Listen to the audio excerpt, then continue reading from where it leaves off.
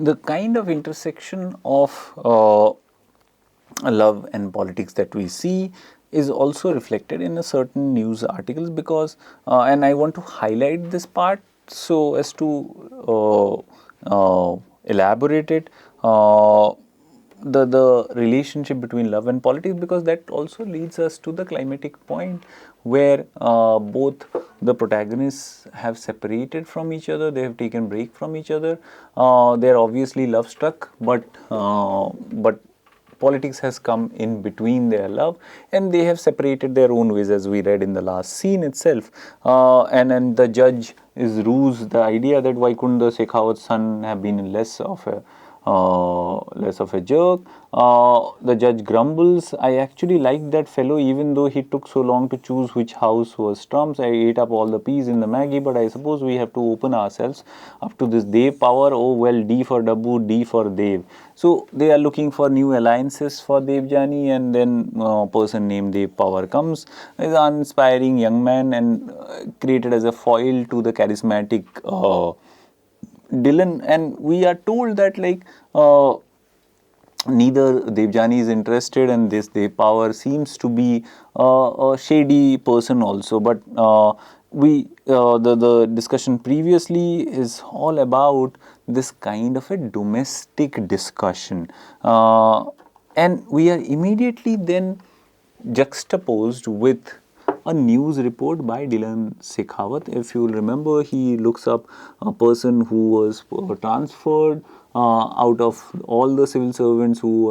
were in posting during the time of the riots, and the report ensues after that, and you will see that the report is right here in a different font altogether, which tells us of its separation from the other discourses in the novel itself, but it's right juxtaposed next to thinking about their lives together, and this time by the father BJ himself, Justice Thakur, that like it could have been wonderful if Dylan and Devjani could have made it work.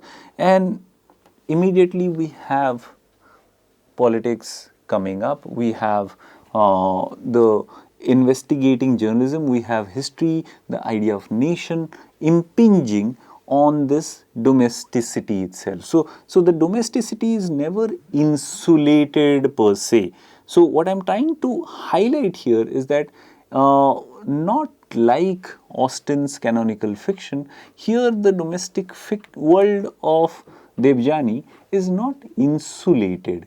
It's not only marred, and we'll see that like in a modern twist, Ellen Thakur, the patriarch of the family, announces that like his money will go equally to all his daughter, unlike what happens in Pride and Prejudice, where an inheritance is a constant anxiety that where will the money come from, and that's why marriage seems to be the only solution to secure a good life for the daughters of the Bennet family. Whereas here, in a very progressive twist, Ellen Thakur seems to be a patriarch who wants to give away equally all his share of money, and which is a progressive stance in 1990s itself. And here inheritance is much more based on questions of love rather than questions of legality. So again you see a certain different discourse of love there, which comes to impinge on the work itself. And the moment, as I say, that like the discourse of love becomes overwhelming, or the discourse of domesticity seems to be overwhelming or seems to take precedence, we have a discourse of the external, the outside, come into the novel, and we see that through a news report here. The news report is printed as part of the writing itself, as part of the novel itself, and this is how it starts. He said, let them have a good time tonight. The party ends at dawn. In the little town of Puttur in South Kannada, behind a shiny plywood desk, in a tiny, clean, whitewashed office, I finally find Anandam Das, a man I have been searching for several months. A native of Jamshedpur, a rank holder in the IAS entrance exam, Das used to be a high-profile officer serving in Delhi, poised for bigger things. So why is he cooling his heels in the interiors of Karnataka? You know the answer as well as I do. Das shrugs as we sit down to glasses of chilled buttermilk and a plate of sliced apple. I was unfortunate to be present at Hardik Motla's infamous briefing to the officers on November 1st and stupid enough to talk to the press about it afterwards.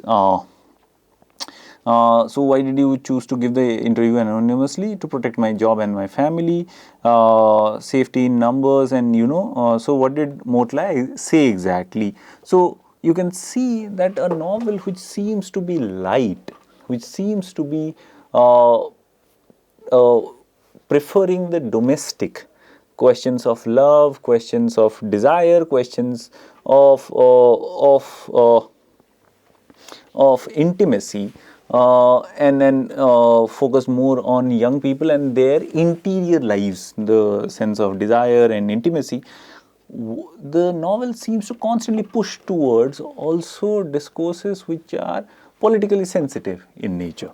So what did Motla say exactly? And you can see that the novel is going into sensitive territories, which is where the political nature of the romance also is located. Dash shakes one leg restlessly, shuffles the papers on his desk. Then he turns to me suddenly and his words come out in short bursts like rounds of machine gun fire. He said the whole piece, everything that has been reported in the press, everything. Get the anger out, it is required, it will prove cathartic. Keeping it inside is unhealthy in the long term. We listened quietly, agreed to take no steps to stop what was basically state-sponsored genocide. And you can see that this is unlikely that a novel which is supposed to be light, which is supposed to be fun, should have this. But as Anjaria tells us, we should let go of these binary ideas of serious and trivial, and that all popular novels do not engage in serious discourses. And that's what is being subverted here. Chauhan slips in these kind of important discussions to mark that the popular is not insulated from these grand narratives of history, or in a sense is not afraid to take a stance, that she stands for progressive politics in that sense. So, but finally somebody asked him how long the pogrom will be allowed to continue, and he said after thinking about a while, let them have a good time tonight, but the party ends at dawn. He described it as a party. Oh yes, those were his words. 10 people heard him, 8 men, 2 women. Did you speak to your colleagues privately? And she is not just satisfied with exposing the politicians. She exposes the corrupt nature of bureaucracy. She also exposes the participation of the media in it, and we'll come to it in a bit, where we'll see that how even after this report of Dylan is published, he is framed, and he actually has to go to jail for his reporting because it is against the state itself. So we see that in a supposedly light novel, we have an instance where the protagonist actually lands up in jail because they are doing their serious job. And here, Desh Darpan, which is the national television, participates in that act of censorship, participates in that act of politics, participates in that act where politicians use media as a weapon to silence their critiques. We've shown many examples where DD is complicit in this act itself. However, as we see that this report, after the publication of this report and the next report that Dylan gets out, the next report he is framed and he ends up in jail, and nobody is there to believe him. Nobody is ready to also publish his side of the story, and how through a corrupt nexus of politicians and bureaucrats and media houses, Dylan ends up behind the bars. But what comes to his rescue is an act of love, which again intersects with politics, whereby what happens is someone who he had criticized as naive and politically culpable and complicit in the being indifferent towards the victims of the riot, Devjani comes to rescue his life. What Devjani does is to read a news supporting Dylan's claims, and this was not part of the prepared script. So she goes off the scripts, risking her own job to show her love for Dylan. So again, the domestic fiction becomes participant in the political drama of the nation itself. And we'll read that portion here, where Devjani reads the news. She says, her voice as calm and as well modulated and matter of fact as always, and she's going off the script. And Dylan is watching the news live from his jail. Meanwhile, in a startling development, video news magazine Viewstrack and the India Post conducted a joint investigation and discovered that the bribery and testimony tampering charges against journalist Dylan Singh Shekhawat are entirely false and were fabricated by MP Hardik Motla in a scurrilous bid to discredit the highly regarded journalist. What is important to know is that both the investigation done by Viewstrack and India Post, and we'll come to what is Viewstrack and what the news agency and the news magazine and the newspaper India Post, that part was actually not published, thanks to the collusion of the editor of India Post and censorship by the government on Viewstrack itself. So that is never aired. What Devjani actually credits these two organizations, they actually have participated in the government's bidding. But Devjani, through a very intelligent shift, intelligent turnaround of the entire scene, puts the credit entirely and squarely with Viewstrack and India Post, but announces that what was not announced by India Post or Viewstrack to free Dylan from jail. She announced it on national television that they conducted a joint investigation and discovered that there was bribery and testimony tampering that had happened. Kamalpreet Kaur, the so-called eyewitness whom Shekhawat stands accused of bribing, turned out to be the niece of Motla's long-time employee and ex-driver. Our sources believe that the false case against Shekhawat is part of a larger conspiracy to make the press appear both immoral and incompetent in order to ease the passing of an anti-defamation bill through Parliament, which will give the government far-reaching powers to penalize any journalist that dares raise his voice against it. Journalists of all publications gathered today at the capital's Bahadur Shah Zafar Marg in a show of strength to urge the government to withdraw the bill. AIR and Desh Darpan too support them in this worthy endeavor. She comes to a breathless halt and smiles the lopsided street urchin smile that India loves. That's all from our news desk for now. Good night. What you get to see, again to harp on the point, that in a novel which is supposedly light, we have discussions on censorship, we have discussions on government outreach, we have discussions on state-sponsored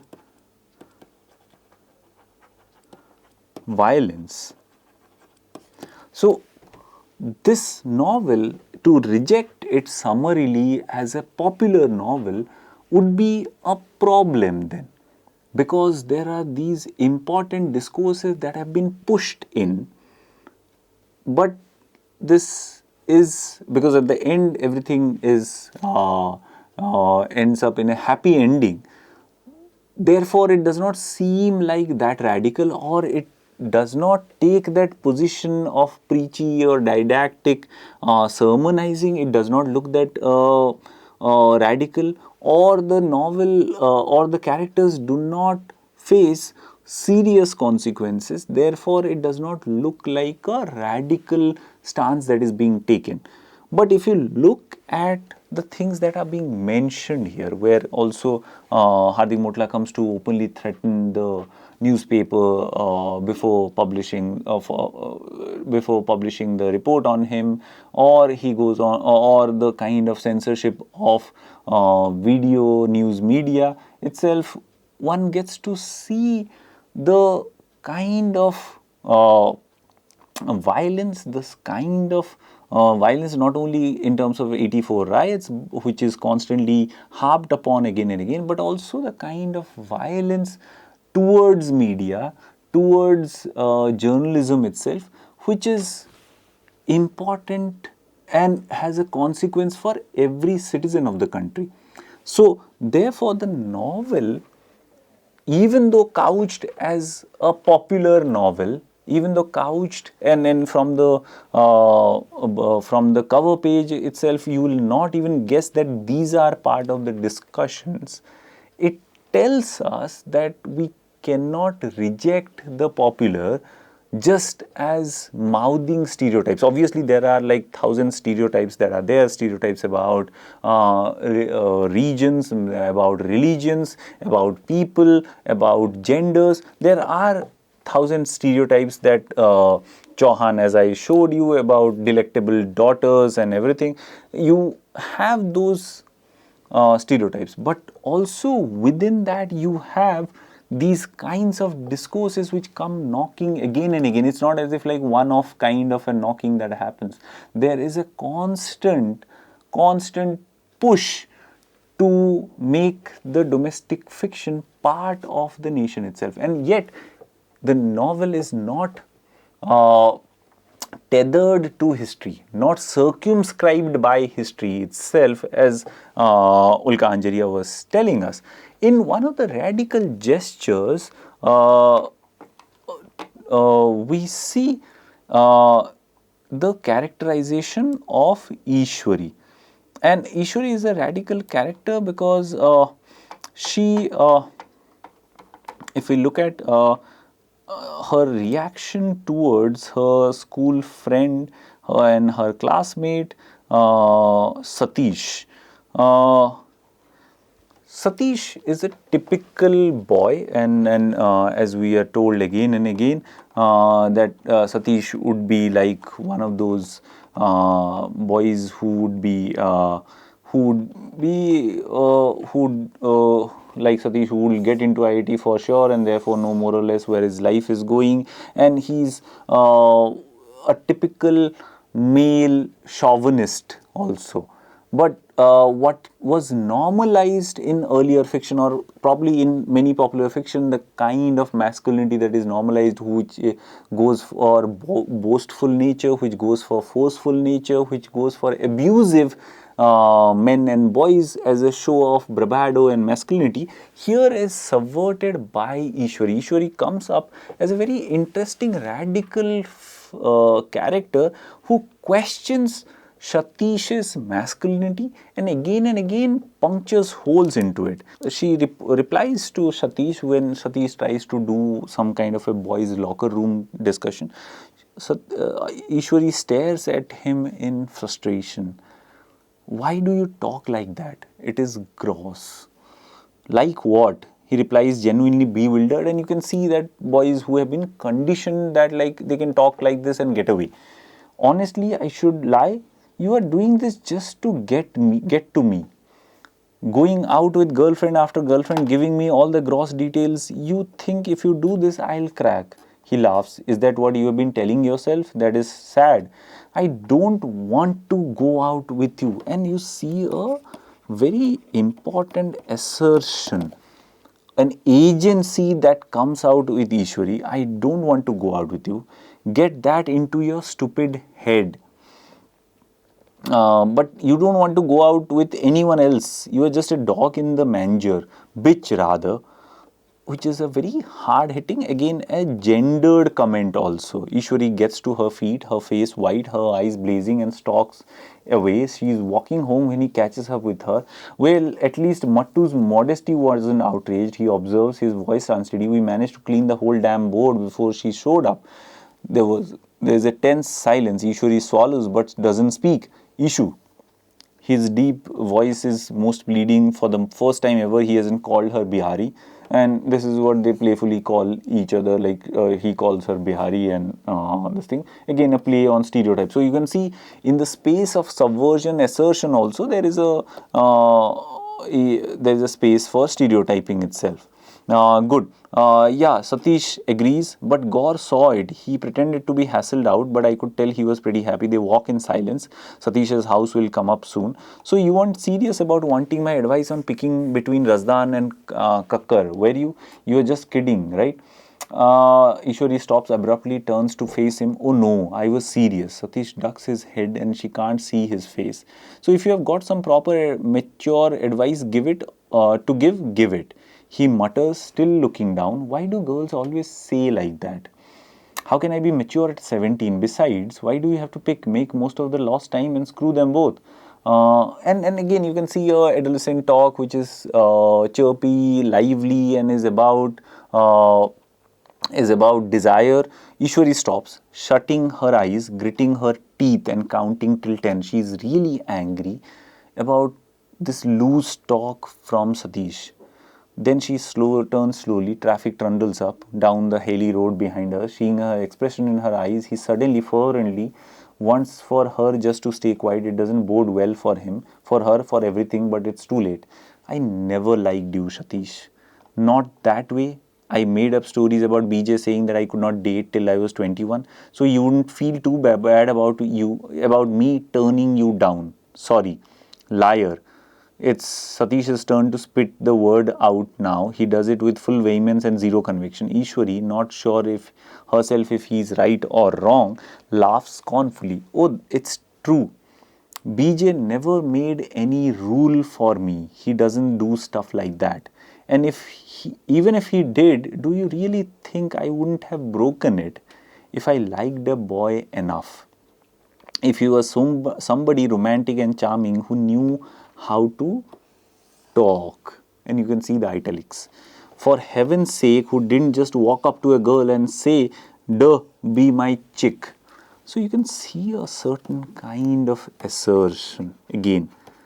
And this kind of assertion reminds us of our first character in that sense, from Rajmohan Matangini, who in the face of, again, violence or a certain kind of character assassination, remember how she talks to Rajmohan back, how she talked to Mathur back. This is a kind of a discussion of a different order. Obviously, this is happening between two adolescents. But Ishwari comes across as so self-assured and tells what is the problem, that Satish does not know how to talk to women, who can trash talk and who can talk to women by looking down upon them in a certain way, objectifying them. That is not taken up by Ishwari. That's why she says that who knew how to talk, who does not think or is entitled, is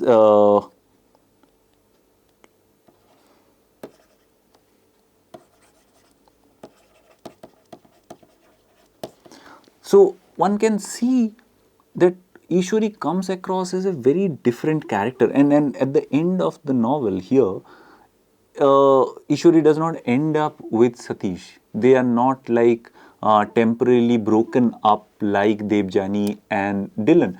You will see that Ishwari charts his path separate from Satish. They remain friends, but Ishwari has not liked him enough to make him her partner. So in a sense, Ishwari becomes a very different character than Devjani, who goes on to have a happy ending with Dylan itself. So in those small spaces, you can see a kind of subversion that is very novel, that is very new, and you can see Chauhan pushing the envelope on certain discourses, which is very interesting and imaginative from the point of view of Indian English novel itself.